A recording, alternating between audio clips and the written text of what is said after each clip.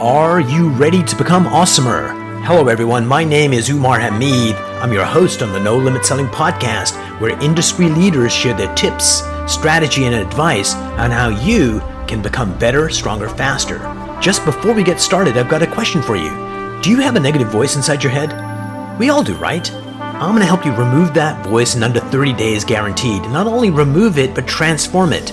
So instead of the voice that sabotages you, there's one that propels you to much higher levels of performance and success.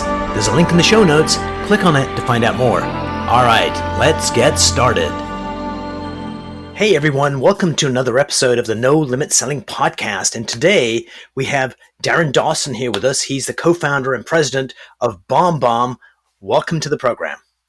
Thanks so much for having me. It's great to hang out with you for a while. So Darin, do you feel like you're cheating because we're using a different video platform here? Do you feel... That's good. No, I don't. No, this is different, right? It's different than what we do. But I love these platforms for doing this type of work is awesome. Anything that's face-to-face and more human is what I'm about.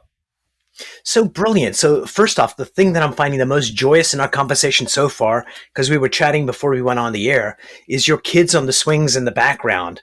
Yeah. We're organic and with our families, and we're being human doing that. And It probably makes you a much more effective leader, having your kids right in front of you, right? I hope so. I mean, yeah, I want to be that. That's my best job that I have is being a dad, bar none. It's my favorite thing to do. So one of the things I've learned during the pandemic is how much I need that. And I was traveling a lot. I was 100,000 miles a year and gone a lot during the week doing work, right? And then what the pandemic taught me is how much more of a balance I need for that. So I was thankful for that, to get to spend time. I was taking them to school every morning, walking them to school, getting them ready for school. It was kind of a transition for me, but it was a very good one, needed one.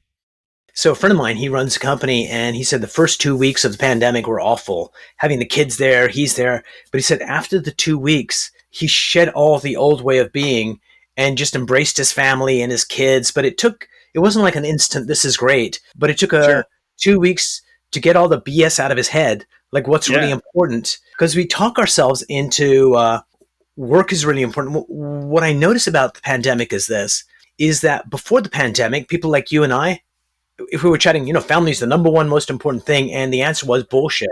We're working on the time. We weren't actually execute. I would have said the same thing I just said, but it means something different to me now.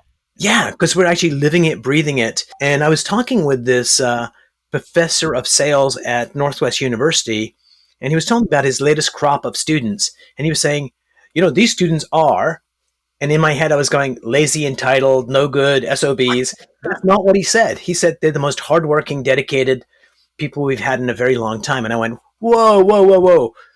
Tell me more. He says, because when they were about 7 years old in 2007, 2008, the people were losing their homes. People were, am I going to eat tonight? Are my parents going to be together? And he says, so they grew up in a Depression era mentality. And so they're basically, it's up to me, I'm working hard, I'm doing it. And what I'm thinking is, your kids going through this pandemic, where in the past it was like, family's number one, but now dad's home, mom's home, we're all together. I wonder what they're going to be like as adults, where they'll actually live it, breathe it. That's a great thing to think about. I have said that it's been like, often my children are just off camera, right, while I'm working. And so it's been, take your kids to work year, right? It's been they've been here, and my son often I'll get off. How many more meetings you got today, Dad? I got 3 more, and he'll ask me questions about whatever the last thing was. Now he's not sitting here right now, but usually he is, and he's asking me about this stuff. It's fascinating. Or my daughters will say, "Well, why'd you say that to them?" Or "Were they in trouble?" Or "Why were you upset?" Or it's just interesting, right? So it tells me about a mirror image of myself of how I'm coming across too sometimes.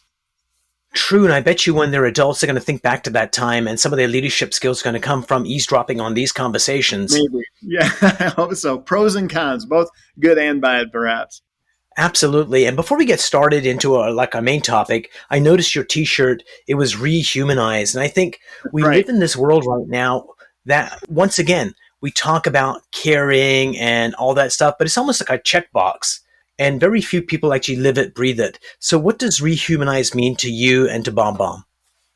Yeah, it's about a state of mind. So our book was called Rehumanize Your Business, and that's what our product does for people. It helps people in their business to be more face-to-face with more people that matter to their business, right? But what we do at BombBomb, why you work at BombBomb, why you make sales calls, why you are in customer success and marketing, the reason we exist is to help rehumanize the planet.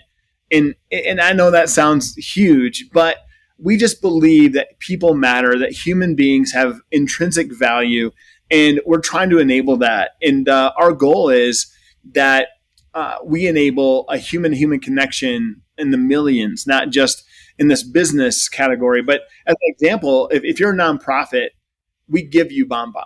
You can have it for free, especially if you're rehumanizing the planet. As an example, we support locally. We spend time there. We do events with these people. It's called Dream Centers here in Colorado Springs. It's a great organization. They actually have a free healthcare clinic for women. So free healthcare, unlimited. They take care of you, checkups, all the good stuff. And then they also have a program where they're getting homeless families off the streets. To me, Nice. If you can't get healthcare, if you can't be taken care of, you're being dehumanized, right? Like you need to be taken care of. We need a community to take care of us. Also, if you're living out of your car with your kids, you're dehumanized. We need to help these people. I feel a corporate responsibility. When we started the business, the whole reason we started it, this is a longer story. I won't do it all, but Connor, my business partner and co-founder, he had gone to Africa and he had seen a huge need there. And he said, man, I just got to do something about this. And we had also always tried to start a business that could support this community in Africa. We never found one that was big enough until BombBomb. And so we were able to do that. We also support a community in Africa of widows and orphans who there's now an orphanage there. There's a school there that's K through 12. We've built tilapia farms and lots of other things that make it self-sustaining. So we're not just shoveling money. We're being entrepreneurs to help dehumanize people get back on their feet and be productive in their lives and get after the things so they can be entrepreneurs. You know, if you're looking for food every day and trying to figure out where we're going to get clean water, you can't be an entrepreneur. And tons of these kids are entrepreneurs that can change the face of their business, their country. So we want to be people who do that. And that's why you work at BombBomb. So Darin, when BombBomb started and you sent out video messages, what was a way that you thought was really effective of sending a video message to start the first meeting? And how is that different today? Like, what is it, 10 years later? Yeah, it's not different, but that's what's interesting about that. I think the idea behind it originally was we were in sales and marketing and we wanted more ways to connect with people at scale, right? So I was a sales rep, or I was an account executive, and I had a book of business, but I realized that I only had so much time. Let's say I was working at a television station, actually. So what would happen is they would give us a promotion they wanted us to go sell. And I had these people that I was supposed to sell it to, but I only had so much time. I had like 100 customers. How am I supposed to get to all of them with this thing? And I also knew, though, that I was better in person, that I liked. I've always been able to build relationships. You know, I'm a business development person at heart. So I wanted to send myself over video.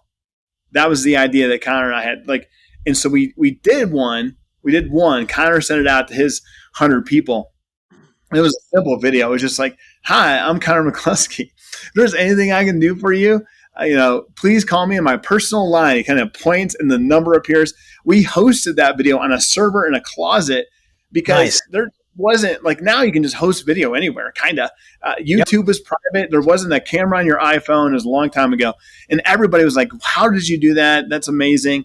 So what we found there is, we were right. Human to human matters. And that's why it hasn't changed. The messages are different, but I can give you, I know some of the best messages. I did it this morning.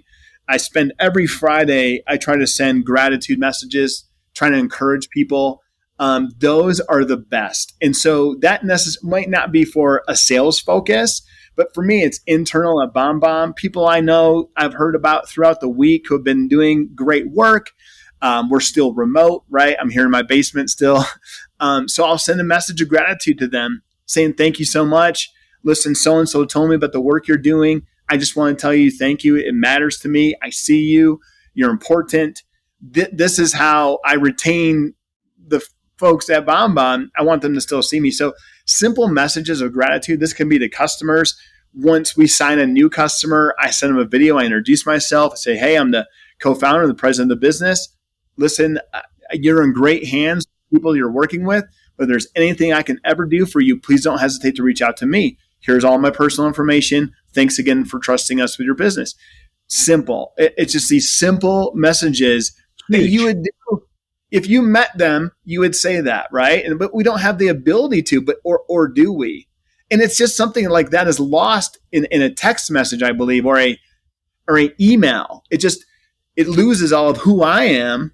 And I believe that we have abilities as salespeople, as customer success people, as people that technology just can't replicate. Brilliant. I'm not sure if Ann Landers is still kicking, but she would have loved this. This is the best way to say thank you. Better than a handwritten note. We've been doing it that way for millennia. I think we feel all consumed by the digital stuff, right? But before this, and it wasn't that long ago, let's be honest, it's like the 90s is when it really started, like email shows up and then we get YouTube, we get social media in the 2000s. It just hasn't been around that long. This has been around since we began, right? This face-to-face interaction has been around since we began. Frankly, the state of our world, I think, is in the chaos in points that it is because we do less of this, less of having empathy and hearing each other and sharing ideas and different viewpoints and wrestling with them as people. We need to do that better. And so I just want to create a way to do that in business and in life. And that's what BombBomb is. Brilliant. So BombBomb, if I remember correctly, were you employee number 5, even though you're a co-founder? I was employee 2. So, Connor is my best friend. We grew up together. I've known him. We're from the same hometown in Michigan. So I know his sister. I know his mom and dad. He knows mine, right? We're tight. We've done other businesses together. But yeah, he's the one that quit his job first and jumped into the deep end of the ocean. I was like, no, you can have my money, but I'm going to keep this job. I have children. You don't. He wasn't even married. Yeah. I was. Just life circumstances. But yes, I was employee number 5. By the time I quit my job, we'd hired our CTO. We had a third co-founder, Kevin Dibble. He's still a partner, but he's no longer, we're managing partners in the business is how we kind of think about it. And I think we had a marketing person, and we had Joanna, who was our graphic design and web design and stuff like that. So yeah, small team. So one of your star employees is Ethan, and I've interviewed him on the show as well. And he's someone you worked with. So bringing him over was an easy decision. Known commodity, trusted, talented. Yeah. So when you're hiring new people that you don't know, because everyone looks pretty on the first interview. So what are some of the techniques you use to really make sure you're bringing the right person into the organization? Yeah, Ethan, I've known for 15 years. He worked with me at the TV station. And what I knew about Ethan is he was smart and he worked hard. He was super smart, right? He's the smartest person I've ever known. Still to this day, I love that guy. Just talked to him 10 minutes ago. And he is a unique person. But to answer your question, early on, we adopted a process. It's called the WHO process.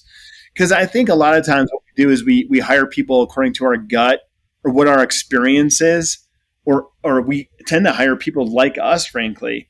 And you have to have more diversity in that mindset. You have got to have diversity in ideally, I think startups, and we fell to this. You hire people that frankly, they're the only ones that will work for you because it's too risky in the beginning.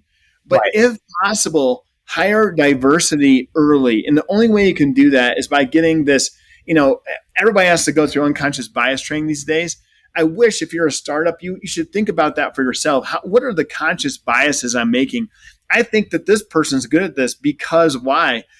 Because they look like you or act like you. Don't do that. Challenge yourself to think about it differently. But we did, I think, again, in a startup, literally they risked as much as I did just going to take a job doing this thing. Then Ethan surely Right. did, right? Versus now this is a job, it's stable, you're not going to miss any paychecks, like that kind of thing. But I think there's a challenge there. But the who process really helps us get rid of our gut thinking on that and go through just a systematic way of how we do a screening interview, and then we do a who interview where we go elaborately deep, very deep. They have questions that they help you think through how you ask people things about their career and what they're doing. But what I'm always looking for is still smart, hardworking folks. And smart doesn't necessarily come from the university, in my opinion. I look for hardship in people. Right. Kind of like what you said about kids that came up through that era of the housing crisis. I love that because Yes. if you don't have hardship, you don't have a level of what hard is. Or if your level of hard is too easy, you'll have a hard time in a company like this, in a fast growing SaaS company. It's very hard, and you have to be flexible, and things change all the time. What's interesting is the way you are pronouncing hardship is freaking close to heartship. And I think you get a bigger heart and more courage when you go through tough times. That's right. So it's not an accident that they're like pretty close. They're not homonyms, but close. People, I do not believe that success is gained without failure. It isn't. It just never has for me. I guess it can happen, but ultimately, if you haven't experienced any kind of failure or hardship in your life, it's hard to grow. So I use that. I want people that got perseverance, right? Perseverance. What does that look like? How do you hire perseverance?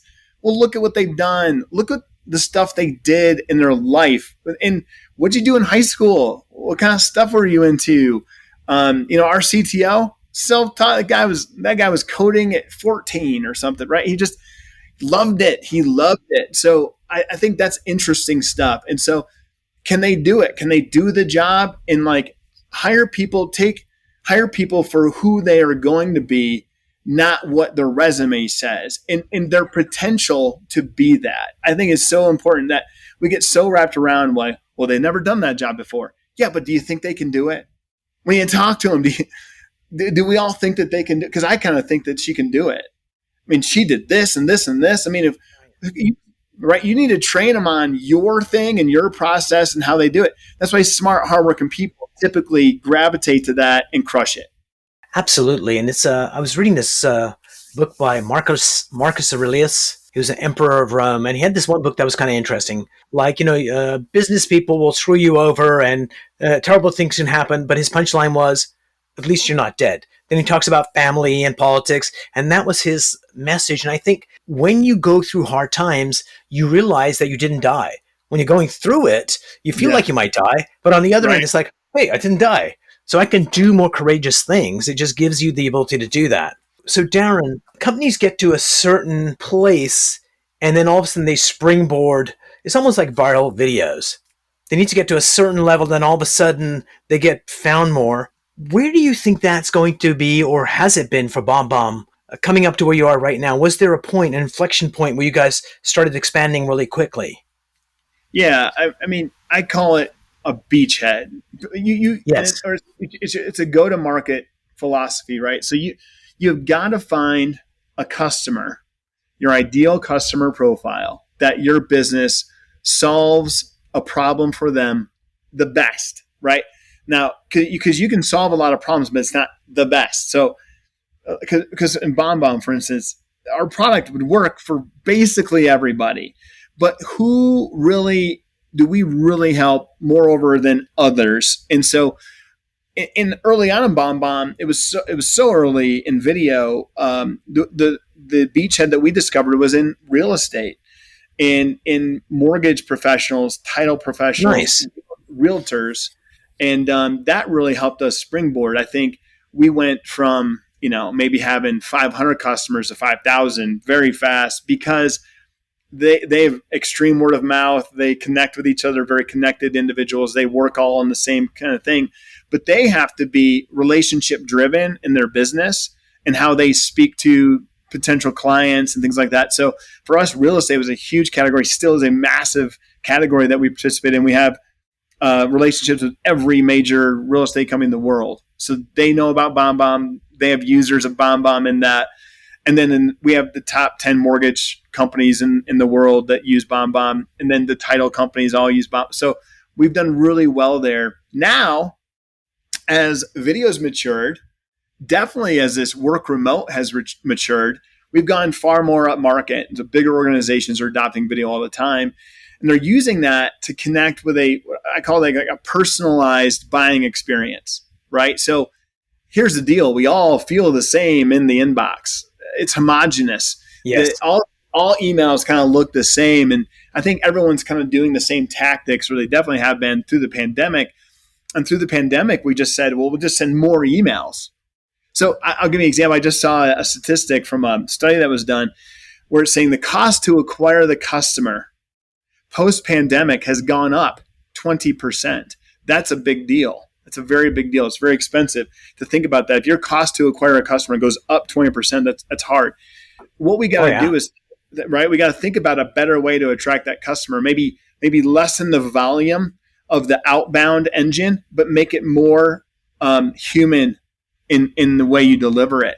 So it's like a more of a personalized buying experience. And a buying experience isn't just sales. It is the expansion of that customer or the lifetime value. Do I continue to buy more from you? Do I increase the amount that I'm spending with you through the lifetime that you're with me, right? Or I'm with you. That's the idea that the most important analytic in any business is to grow the amount of revenue a customer is giving you. Yes. So either from the beginning of that customer or later on through them, repeating, coming back, extending their contract, being with you for years, adding more seats, whatever that might be. But that is the key metric.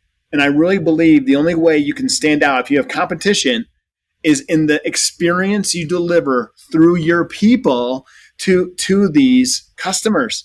So how are you going to do that? How do you make it feel different to work with you, right? Well, typically this does it naturally. Right. Well, I tell you, email isn't the way. Texting isn't the way. Like robocalls isn't the way. I call those things digital pollution. And it's just because it's gotten so out of hand. And what we deliver is what we call human-centered communication. And it's a part of this, again, personalized buying experience. So that if I'm competing for the business and our products are very similar, so let's say we're competitors, Umar, like you have a product, I have a product, but we're very similar. Maybe we have the same features. Maybe I have a feature you don't, and you have one that I don't. But at the end of the day, the product is there. Then people are going to decide to go with you or me based on what? I would challenge the experience that you provide while I'm interacting with you in the buying process. Yes. And for me, so what I want to do is I want to get my people engaged with the customer as much as I possibly can as humans, face to face. I want them to see them. I want them to feel what it's like to work with BombBomb. And I think other companies, you need to help them feel what it's like to work with you. Brilliant. So, Darin, before we part company, 2 quick questions. Number 1, what's a mind hack you'd like to share with our audience that would make them more effective or happier? Well, I don't know if it's a mind hack, but I definitely have a process that I follow religiously. Leaders are readers. You got to find that thing. But for me, I work out. I think that I learned that I had to work out. It helps me focus. It brings energy to my life. And it helps me really work on the things that need to be worked on. If I don't work out, I feel I'm more tired, frankly. And so just physical activity. I have a buddy, his name's Jared James. He's a great real estate coach, actually. And he has this mantra, "Did you sweat today?" is his mantra. And so I would encourage you to ask yourself that. Did you sweat today? Because it helps. It helps free stress. When you're building a business, stress is a part of the thing. So how are you alleviating that? The job can take years off your life. It doesn't have to, though. Work out a little bit. Did you sweat today? That'd be the thing I'd give. Absolutely. And last but not least, what 2 books would you recommend people read? One's going to be yours. So tell us a little bit about that and another book that you'd recommend. I think it just depends. It's like kids. It depends what age they are, what book you read. And that's how I think about business too. But I'll give you one. And thank you for a shameless plug. Re-Humanize Your Business, written by Ethan Butte and Steve Passanelli. Ethan's our chief evangelist and Steve is our CMO. This book is really fundamentally some of the things I've been talking about why being face-to-face is better or matters or how it could change your business. So check that out for sure. We have a new book coming out called Human-Centered Communication, should arrive around November. So look for that. But the other book I'd recommend is called Growth IQ by a woman named Tiffany Bova. And it really outlines these different growth strategies that all businesses must be doing some of them. There's about 7 of them in the book, but they're very interesting. Partnerships, there's one, your sales process, all about go-to-market strategy. And so if you're struggling with that, I definitely recommend reading Tiffany's book, Growth IQ. Brilliant. Darin, thank you so much for being on the show. It was a pleasure having you, and I can't wait till our next conversation. Thanks so much. It was great to hang out. If you enjoyed this episode, please go to iTunes and leave a 5-star rating. And if you're looking for more tools, go to my website at nolimitselling.com. I've got a free mind training course there that's going to teach you some insights from the world of neuro-linguistic programming, and that is the fastest way to get better results.